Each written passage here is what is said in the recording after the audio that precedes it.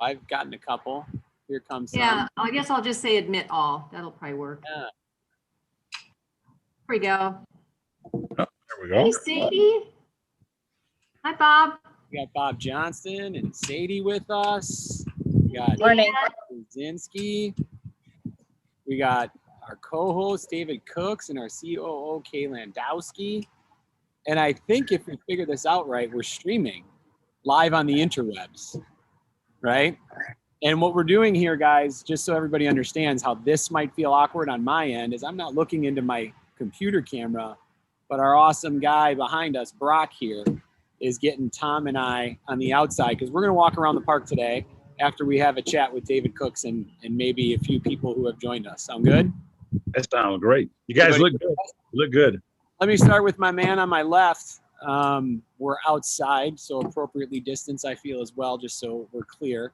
This is Tom Mortensen with R.A. Smith, who's been an incredible advocate for our project here in Wisconsin Avenue Park and also helped us design and then construct and finish out the Bradford Beach project. So little hello and a welcome to Tom. Tom, you want to have anything you want to say to introduce yourself right now? No, I just, the weather you ordered up for today is perfect and like being out in the park. Yeah.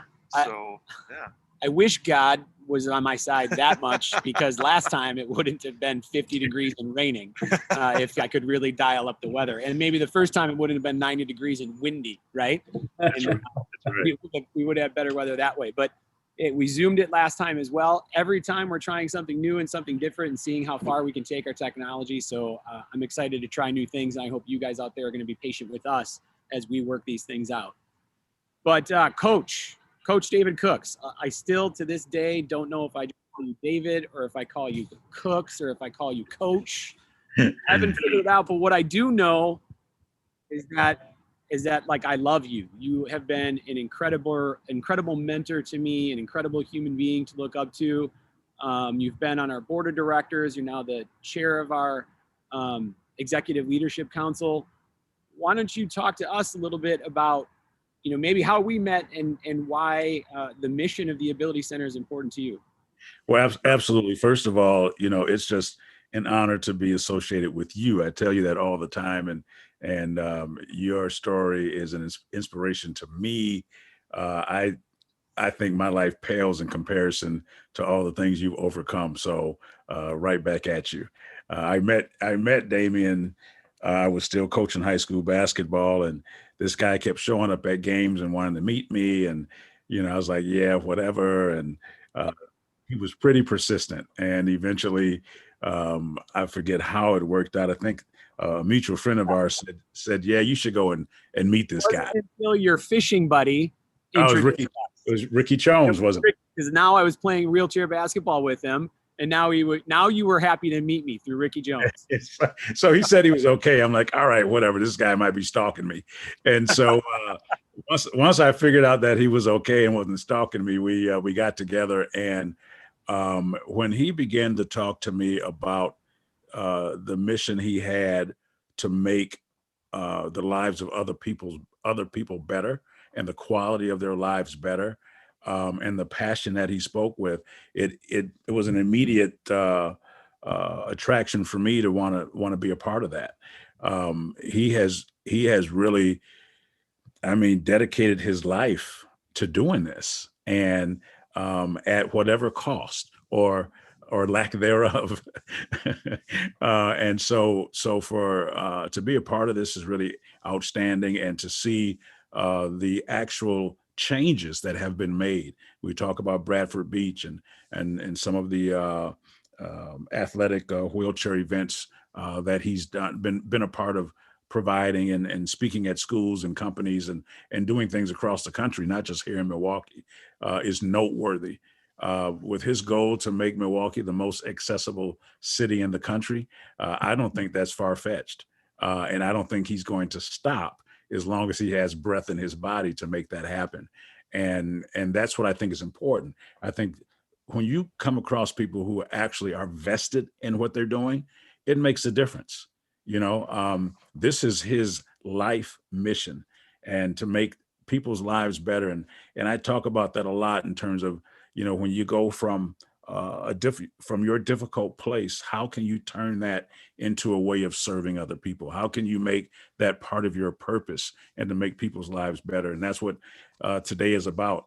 It's kind of interesting. We talked about it, and I told him, I don't think I'm going to be able to go with you today. And he said, "Oh yeah, that's right. We want to go see the trails, and they're not really accessible." And I said, So maybe not everybody knows, the amazing man behind this mic right now, Coach David Cooks. We talk about something that you are quite familiar with and why it's important, to make this park happen, right? Here in Wisconsin Avenue Park, and why it needs to be universally inclusive and accessible. So we talk about, what do we talk about? We talk about TABS, right? The one population that we all belong to, which stands for temporarily able-bodied. Tell us what you know about that. "Oh, my bad."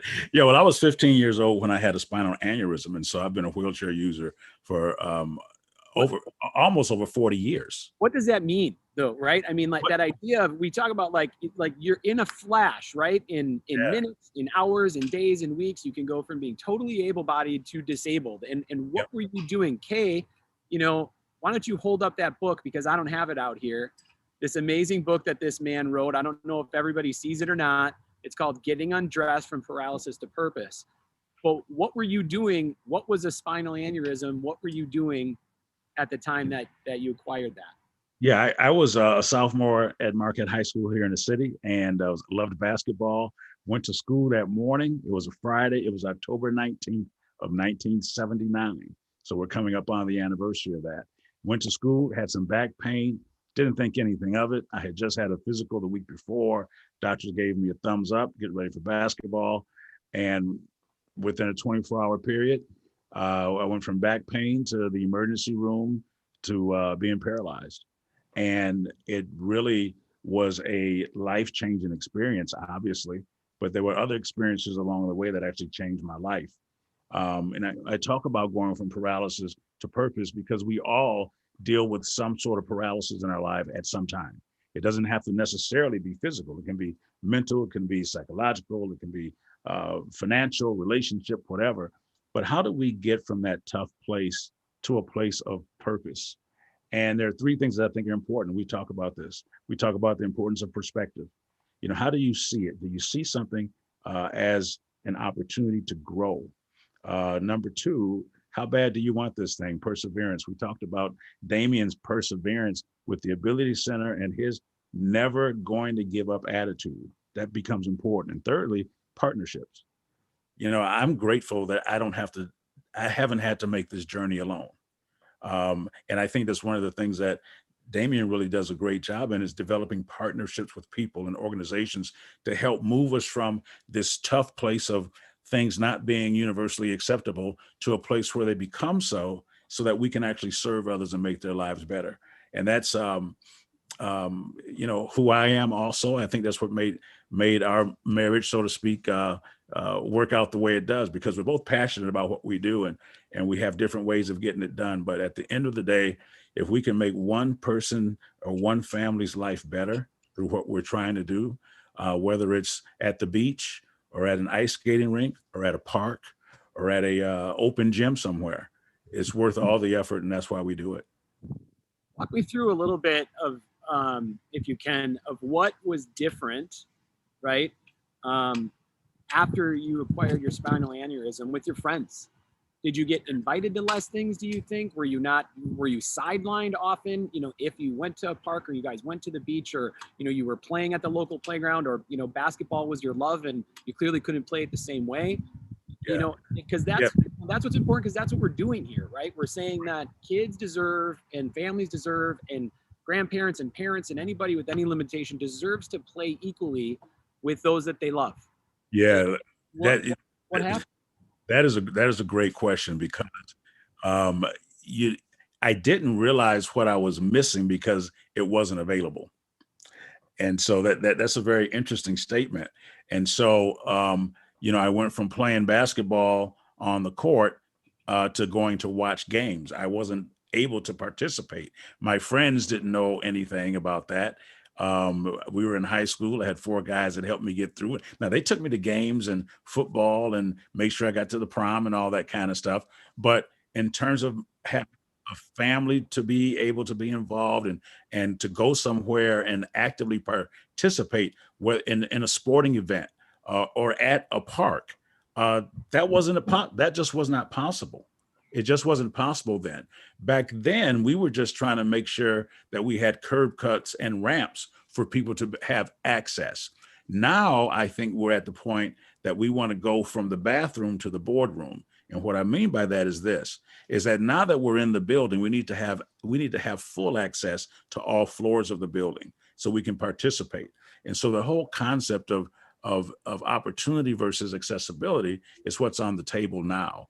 And I think that we've come such a long way in terms of just inclusive opportunities, whether it's professionally, athletically. I played wheelchair basketball in college. It's clearly at a much higher level now than it was then. And I think that's a message that we need to kind of understand is we still have a long way to go, but we've also come a very long way in the last 40 years that I can speak of. And so all of those things are great, but to be able to have your brother and your sister and your cousins play with you and participate with you and you go somewhere, man, I don't even know what that would have been like because my family was great, but I bet it would have been just off the charts to have that kind of opportunity. And I often wonder what my parents, how they would have loved to have that happen. They were busy just, you got to understand when you have something happen overnight, you don't have a lot of time to plan and think. You've got to react. And they wanted to make sure I got back to school and that kind of stuff. And I often wonder now that I'm older, what would that have been like for us to be able to go to the park together or for us to maybe, go to Bradford Beach together? We were able to go fishing and do some things, but not really some of those real basic things that I think we all just take for granted. And that's what you're doing is that you're making the things we take for granted possible for people who don't get them. It's awesome.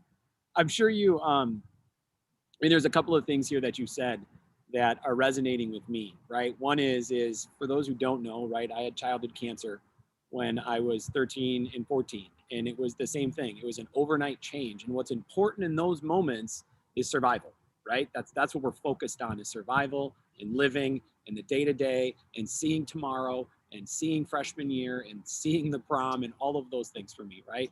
Those things were important, but Children's Hospital sends me out a survivor and no one's talking about how we're going to live a higher quality of life back in the new normal. And the parks and activity and engaging and playing together equally is a higher quality of life that we all deserve to have.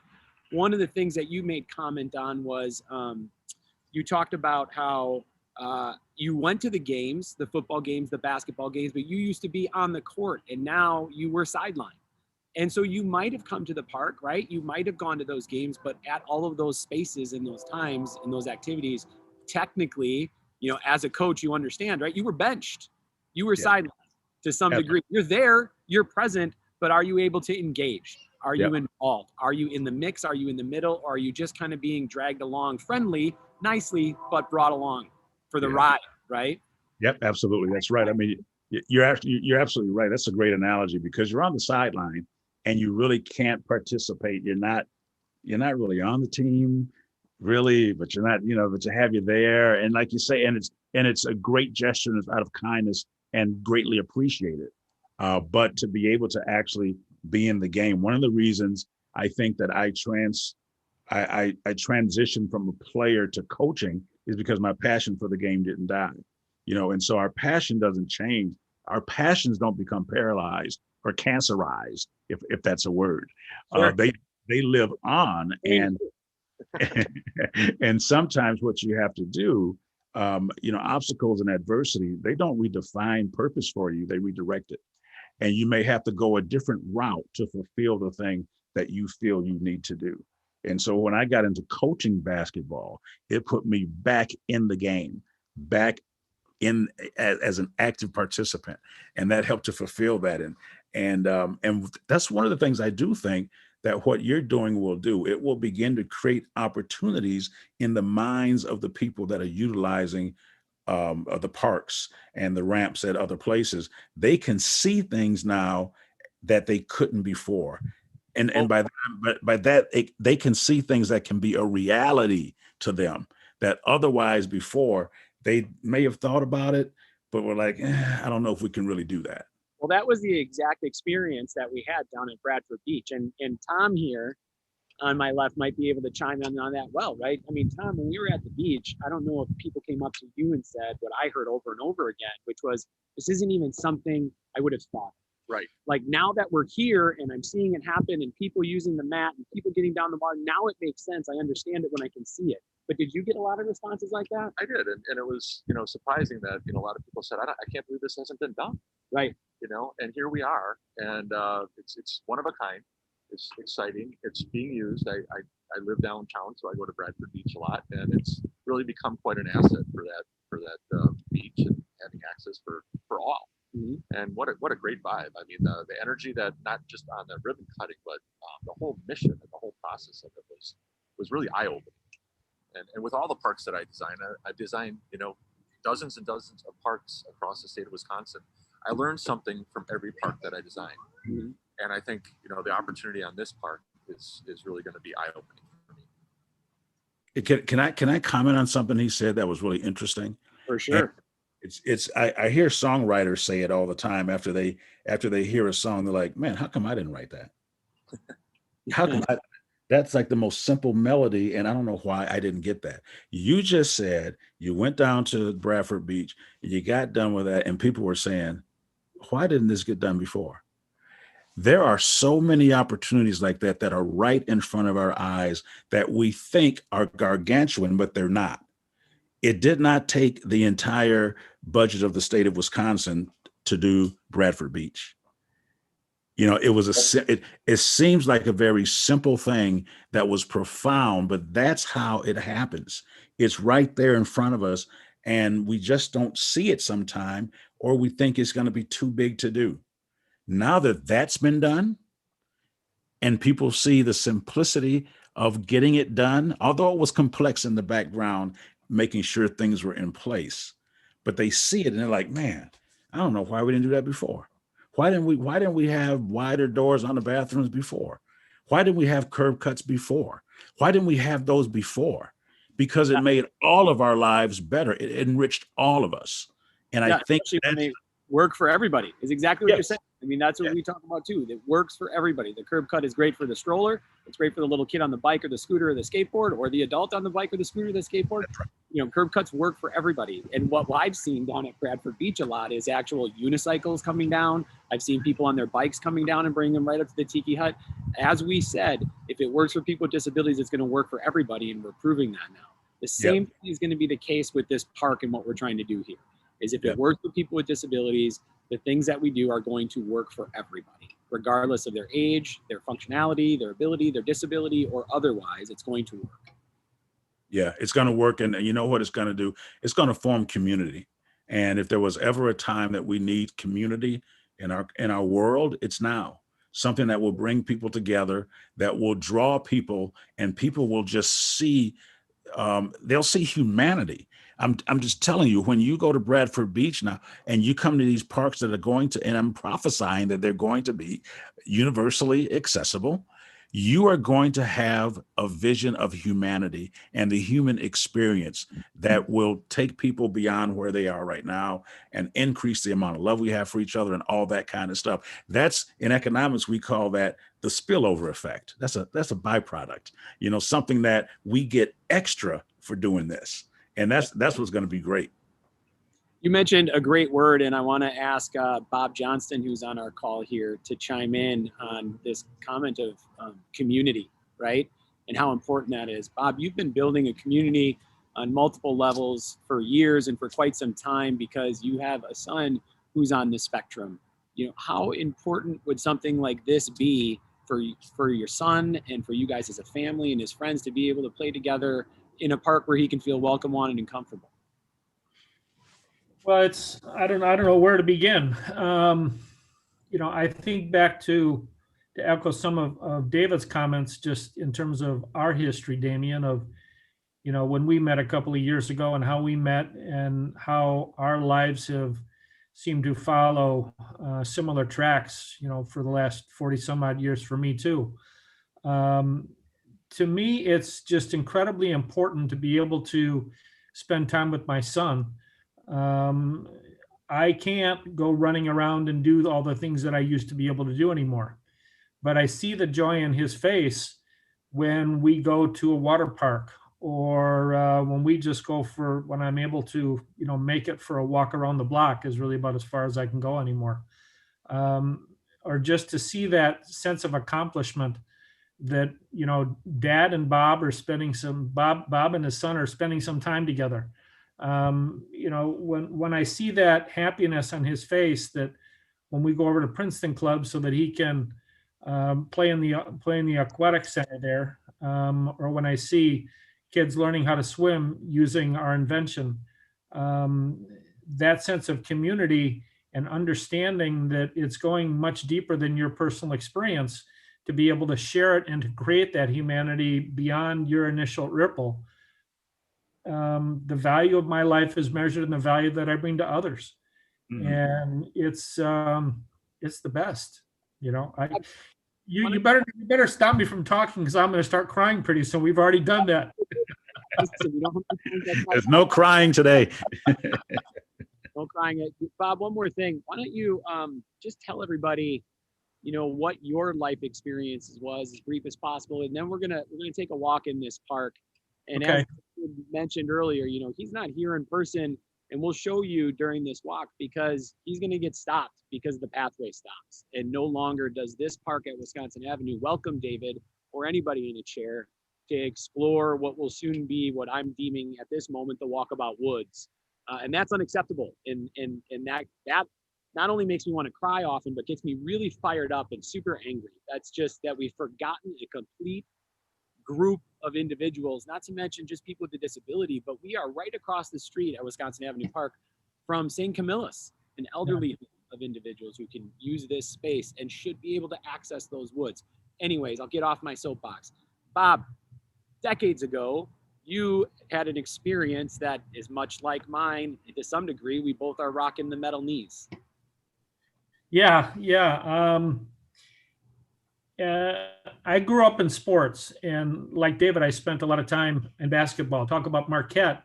My great grandfather, Robert A., is considered to be the founder at Marquette, and I was one of the few people that was allowed into the old gym when Al was having his practices. He used to call me Cookie growing up, and I went to his basketball camps and things like that. In 1975, I was trapped between two cars as a pedestrian. I was walking across the street to meet some friends of mine in a pub. And, your mom always tells you to use the crosswalk. And I didn't that night. So I'm part of the temporarily disabled group as well.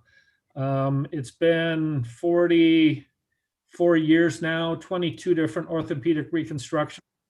My knees have been replaced 4 times. My right ankle's replaced. The right tibia and fibula has been rebuilt twice. Bone grafts out of both hips. I go in today actually to meet with my orthopedic about having to redo my left shoulder. My right shoulder's been redone. They're talking about, a variety of other issues as well. One of my orthopedics wants to replace my left hip now, all because of this. So, but to me, the big issue was just, realizing that I was always going to get better because I had a good team of people surrounding me. I had some incredible doctors. The guy that led the charge initially did the first hip replacement in the state of Wisconsin, and he was responsible for getting me back on my feet again, so to speak. But then from there, I've worked with a variety of specialists to get me going. But then 30 years after my accident, my son was diagnosed with autism. And that's when I decided that I wanted to create a financial planning practice that's dedicated to helping families make sure that their kids are taken care of when we're not around to care for them anymore. So doing financial planning for that population is my way of giving back. You know, If I could, so 30 years later, right? Brock, I'm going to ask you to zoom in on my shirt for a second. 30 years later, the most important thing to you is the same thing that's important to me. exactly. As a dad with a disability, right? With a limitation, you want to remain the possibility of being a rad dad and always playing with your son, regardless of how you age, regardless of your ability. The most important thing to you is to be present with him, for him not to lose out on opportunities because you're forced to be sidelined, because dad has to say, I can't. Like those, sorry, son, I can't. Or we can't because I can't. I mean, nothing is more painful in my heart than having to tell my kids that. It really, and it's, you know, in the wintertime, I grew up skiing and I skied at resorts all over the world. I gained a large measure of my identity through athletics. And it really tears me apart to not be able to go out and kick a soccer ball with my son, or go for a walk, or, you know, do any number of different things that, I mean, he's brought so much into our lives because of his autism that I really want to be able to find a way to be able to give back. And it really kills me to not to be able to do that kind of thing to the extent that I would like to. So even if I can't go skiing with him, even if I can't go walking with him, even if I can't, you know, ride my bike with him or do something with him, to be able to sit on the sidelines, I'm more than content to do that and watch him have fun and see him, you know, play in a pool or play in this water park, or you know, go to the park that we're talking about. I mean, I'd rather obviously be out doing it, but there comes a time in my life where I have to realize that, you know, what I want is best delivered through him. And if I can have, you know, that measure of joy just by seeing him laughing and smiling, that's the best thing in the world for me. I'll take that all day. Let's deliver this park. We're going to take a walk around this park. Let's deliver this Ramp Up Universal Park project for you, for Coach Cooks, for rad dads, for disabled kids, for siblings. And I want to show everybody what we're going to do here. You guys with me? Is that all right? I mean, you shouldn't be sidelined. You shouldn't sit on the bench. You should be able to be at the top of the mountain with your son. And that's where we want to put everybody. So Tom, you ready? Yep. Let's take a Yeah, walk. let's do it. We're gonna go past a couple of things, show you real quick what we're planning. But today's topic of conversation was about preserving nature through design. And when Tom first walked into our office, he immediately talked about how important the parks were to him, how important nature was to him. And likewise, it is the same for us. Our goal is not to harm the trees or the nature. Our goal is to get everybody out in the middle of it. So Tom will walk us through when we get there how they're thinking of doing that, but that doesn't mean we have all the answers, and we welcome more as time goes on. So for now, let's take a look at, you know, what we're looking at, where we are right now at Wisconsin Avenue Park. I got to pick up this computer because you're my mic, but Brock here is my video. So if we turn to the building here, right, this is where all in this space out here is where the playground is going to go. Right? The first ever, most universally inclusive playground will be right here in this park. And we've already, as we talked about last week, we've already begun to design elements with Game Time that don't exist anywhere else. So we are going to be the nation's most inclusive park with the most inclusive elements. Behind us, you might see in the video, I've got my kids and my mom are here because we want to play together. All right, let's turn around. Big old playground right here. All right. Looking at the baseball fields, right? There's nothing inclusive about it. Not a single thing out there is inclusive. But what we do want to do is make one of the fields the nation's first universally inclusive field. What does that mean? We have miracle leagues in the country and miracle league fields, and those are amazing and fantastic, but they are not fully universal and inclusive of everybody, right? And what I mean by that is that they're not designed and built for wheelchair softball or for youth or for juniors or for adults. And so if we can build a field that works for the able-bodied to practice on, wheelchair softball for juniors and adults, and Miracle League, now we've included everybody. And not only that, what I love is that it'll be one field over here that will be the universal field. But the other two fields that we have, right? The other two fields that we have here will be for able-bodied kids. We're not taking away those opportunities. So the cool thing is that they'll play side by side. They'll be able to play together. They'll be able to see each other and how they might play differently, but they all love the same game. Let's take a walk. I love the fact that, you know, this play structure is going to be kind of the heart of the park. It's right in the hub. It's right in the center. So it's got, you know, it's got all the activity around it. It's going to be a focal point. Yeah, absolutely. And on top of where people are going to be playing baseball, Yeah. where parents are going to be able to see one child playing baseball while one child might be playing on the playground, and they won't be out of view. So we're taking a walk on the little bit of the sidewalks that exist inside of this park. And we're going to come around to the front of the building. Now, at the front of the building, you know, this is kind of a boring conversation, but again, something that people don't think about, as Cooks talked about earlier, and we all did, that people forget. And they don't think, well, the most important thing we might need to do is use a bathroom, right? The bathroom is not accessible. It doesn't have changing rooms if those are needed. It doesn't have changing tables if those are needed. It doesn't have a caregiver bathroom or family bathroom if that is needed. So we're going to need to change this so that people can play as long as they want, so that they're not forced to go home because they have to use the bathroom. Right. But the other cool thing is we're also talking about like outlets to plug in power wheelchairs here, you know, and USB ports for technology devices so that people can communicate. Things that aren't thought of, so that whether it's the bathroom or the communication tool or the actual mobility tool, it'll be charged and they'll be able to stay as long as they want. Let's walk the path. And Coach, I see you're still here. I love that you're here and you're welcome to stay, but I know you've got something to do because we're coming up to where you can't participate soon anyway, unfortunately, which is something we're going to be changing. Sadie, for a second, I see you.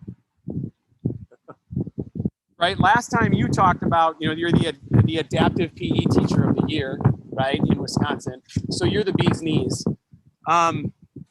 Tell us what this might mean to some of your families. And I mean, I can see them coming from Sun Prairie out to Wauwatosa to play in a park that doesn't exist anywhere else. Right.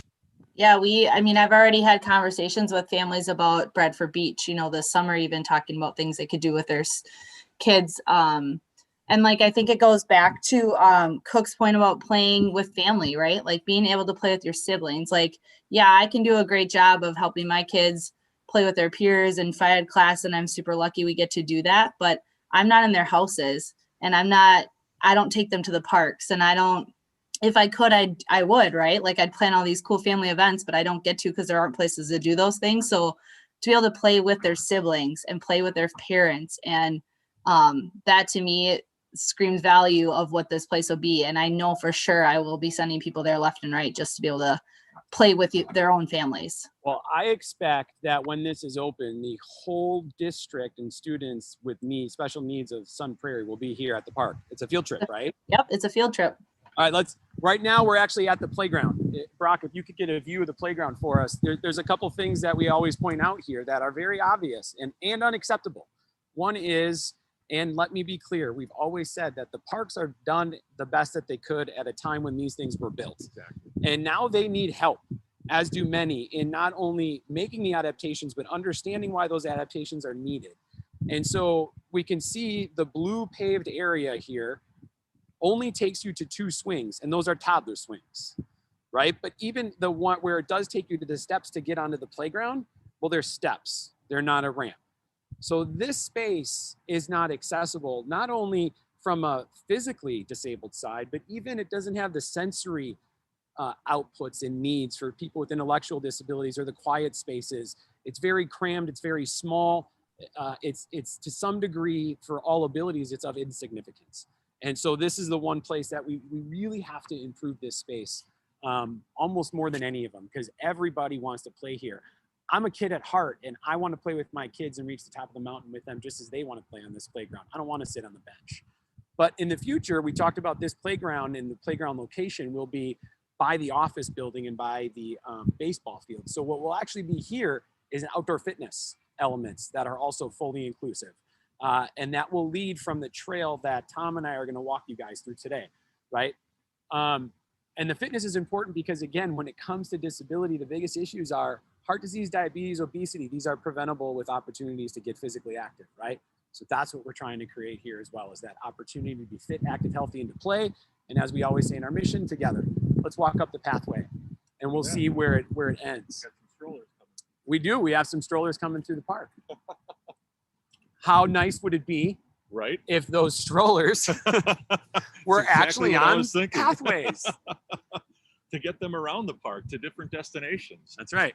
you know, to create opportunities for them. So, Tom, you've been involved with the parks for decades. Yes. Right? Not trying to age you or anything here. That's all right. But you've been involved with the parks for decades. You are so passionate about it. I'm passionate about inclusion. I have found you to be passionate about the same, as I think maybe I've taught you some things You along have, the way. absolutely. Every time we meet, I learn something from you. That's awesome. Unusual since I'm uneducated. But passion must be worth something, That's right? what it is. It is passion. But you came in here right away and started talking about same thing like with the Hoppy group. It wasn't that we can't do this. Right. It was about how are we going to do this? And it was you're doing this in the right way by bringing in the right experts at the right time to make sure we do it safely.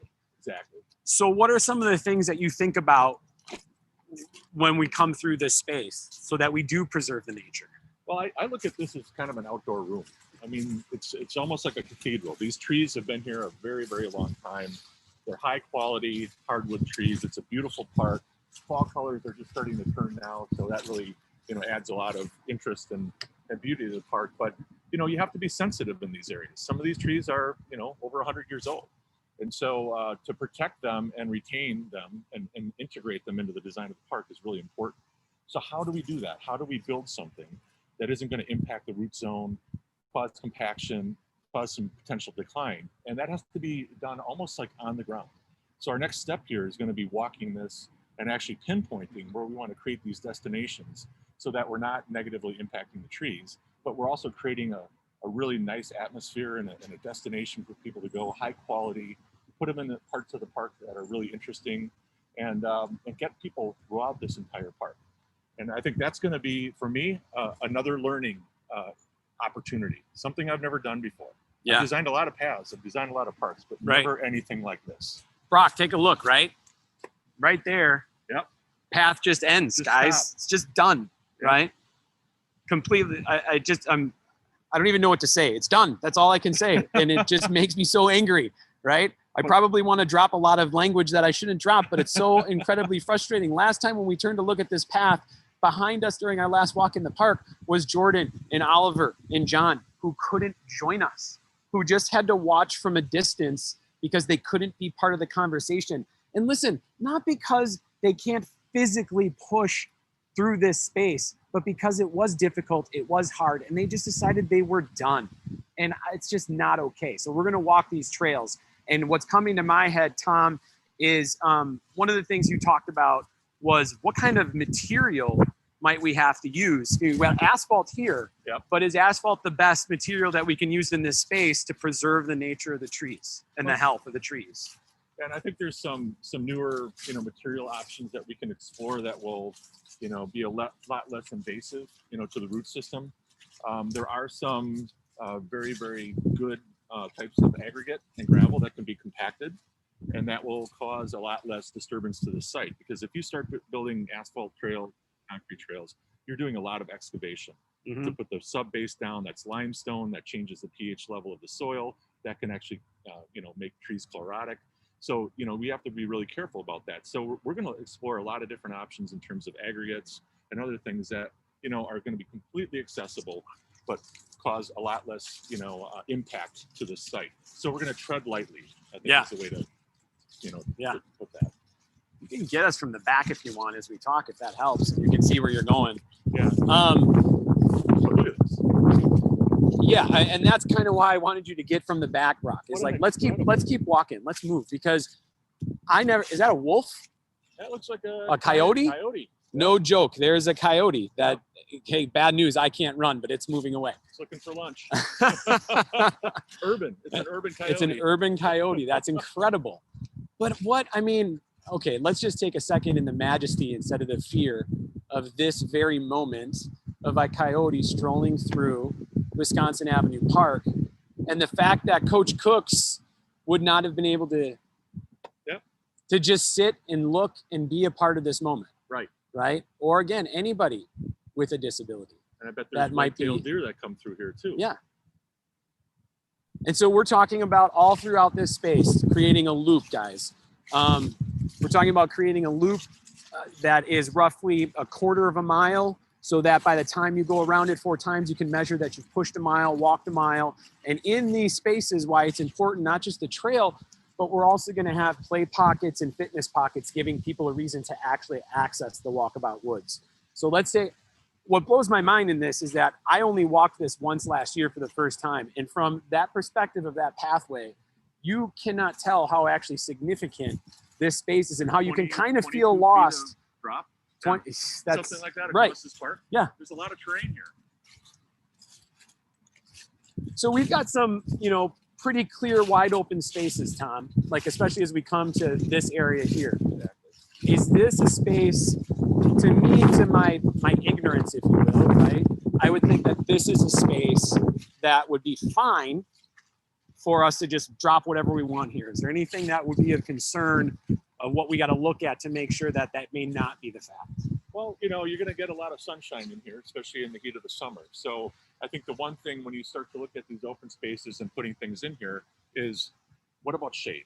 You know, I remember when my daughters were really little and I take them to the park, you know, standing out on the surface of the sun and the, you know, just in the sunlight, just baking, you want to have some shade. So I think, yes, this will be a very good place for a destination and for a cluster of maybe some exercise stations and that type of thing, because the journey getting here is high quality. You're going to be going through the woods and then you come upon this destination.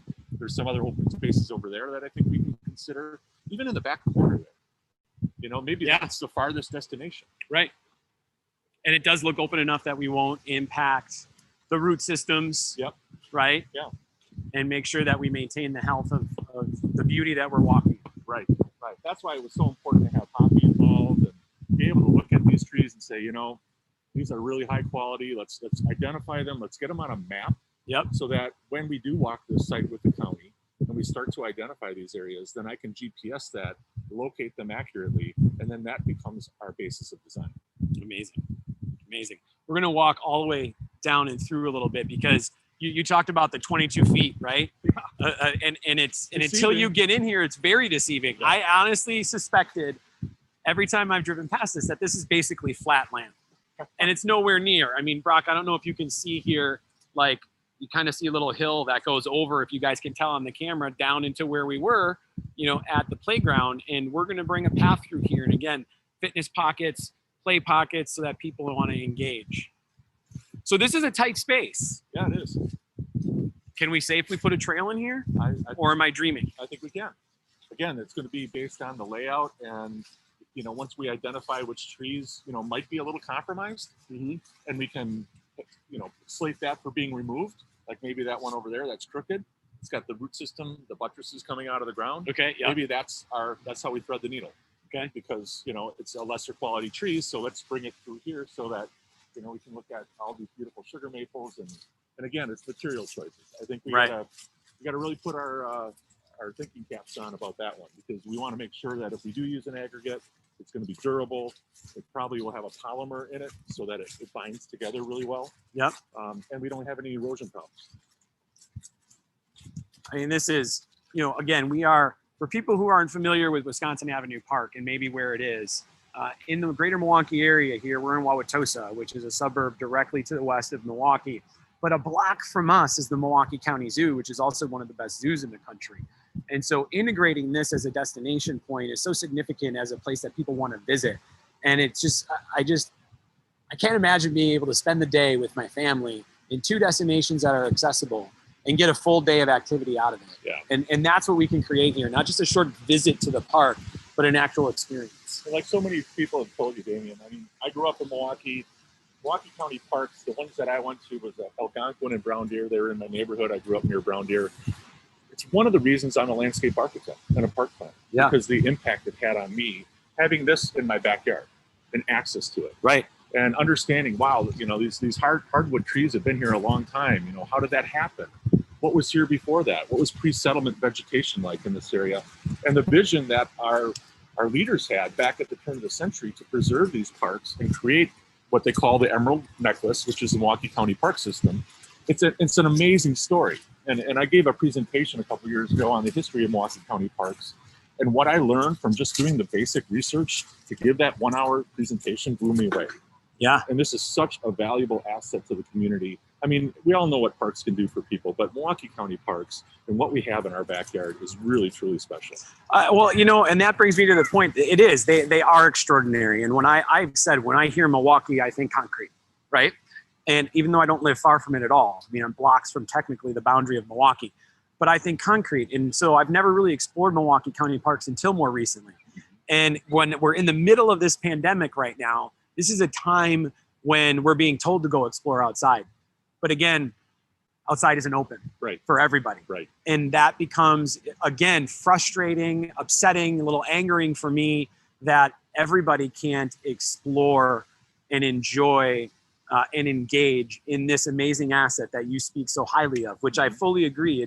They are gorgeous. They are beautiful. It's a fantastic asset, but it needs to be a fantastic asset for everybody.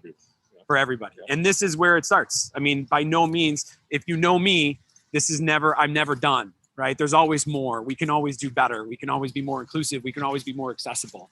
And so it won't stop at Wisconsin Avenue Park. That's for sure. And again, every park that I've designed, I've learned something. So this is really going to be a special opportunity to, you know, not only learn a lot, but really make a difference. Yeah. Truly make a difference. You know, some of the parks that I've designed were just basic neighborhood parks, and they might have a play structure or something like that. But when you can really explore something that has never been done before and challenge ourselves. Yep. Because I know you're going to challenge me. Yes. I know you're going to throw a lot of my ideas right out the window, or they're going to turn on their sides and you're going to say, Tom, you didn't think about this. And I'm going to say, you're right. But did you think about that? Right. That's the fun. I mean, I designed parks. How fun is that? Right. You know, but it's going to be a really excellent collaboration. The first time I met you, I immediately picked up on your passion and I said, I want to be a part of this. And that, I think that's the fun that everybody's having. That's the fun that Game Time is having too. When I push them to be more inclusive, think more outside of the box, even further, and stop treating everybody with disabilities as if we're all fragile. Right. And we're going to be broken. Mm-hmm. Should we add an element that's never been done before? Because I don't see how people with disabilities can do it. Well, listen, for decades, doctors have told people what they can and can't do, and they have defied that time and time again when given the opportunity to defy. Right. So let's let them defy it, right? Let's let them, you know, give them the opportunity to create their own path and have their own adventure and experience life to the fullest as their able-bodied counterparts do, you know, and as my kids are on the playground right now. I mean, when you default to the lowest common denominator, you're never going to advance. Right. It's always just going to be stuck in that mud. Yep. You know, so it's important that we challenge ourselves, and that, you know, the comment that was made before about, you know, that the Bradford Beach, like, why didn't we do this before? You know, and you kind of have an aha moment once in a while, and you go, yeah, you're right. Mm-hmm. It's a different mindset. It's a different way of thinking. And as a designer, I need that challenge. It's like being a musician. If you play the same song over and over and over again, you know, you put a bullet in your head. Yeah, never wrote another album. Right. Yeah. Right. But had to perform the same album on tour year after year. Exactly. Like, you challenge yourself, I challenge myself. I think that's what helps us grow and really become even more passionate about what we do. As we close out our talk here today at our fourth walk in the park, we should have 2 more left. We've had great chats with Guy Smith, the director of the county parks, a great chat with Hoppy and with Game Time so far. And now Tom from R.A. Smith, who is so passionate about the parks and the nature that it brings, which makes me so thankful that you weren't close-minded, right? From minute one, you didn't say, no, I don't see how that can happen because it's going to destroy the trees. You looked for a solution. And you're looking for a solution, and you have become as engaged as I am in finding that solution. As we close, is there anything you have to add? Well, just thank you. Thank you for inviting me to the table. You know, like I said, the first time I met you and Kay, my colleague Dave Mortensen and I left. We got the same last name. We're not related, but we work for the same company. That's kind of confusing. Yeah. But we left here and we just said, there's just something really special that's happening here. Went to your website, understand your mission. We're involved in Summerfest. You know, Summerfest just announced that they're redoing the children's, you know, play area. Right. badly needed, Right. as you know all too well. And that's So, the difference that makes when you're in this conversation, right? I got the call. Yeah. And asking us to help, and it turns out you're involved, and we already know each other as well. And Yep. we're making more of an impact by talking about this that's not even built yet, by talking about it, by telling the community what's needed and what's important, and helping them understand and educate them and inform them that know those opportunities don't exist. Right. Yeah. Right. So thank you. Thank you Oh, so much. thank you. I'm just looking forward to continuing our passion and our success and really making an impact on people's lives. We're doing it. Thank you. Guys, let's be real. This is going to be a $7 million project, and it's going to take funding, and it's going to take support. And there's all kinds of naming opportunities for the philanthropists out there, or the foundations out there, or the corporations out there that want to be a part of this project. It won't end here. This will only be the beginning, and we welcome you to come on board and be a part of Ramp Up Universal Park. I hope you'll join us again in 2 weeks, where the topic will be Grandparents Rock. Thank you so much, guys. Have a great day. Thanks for joining us.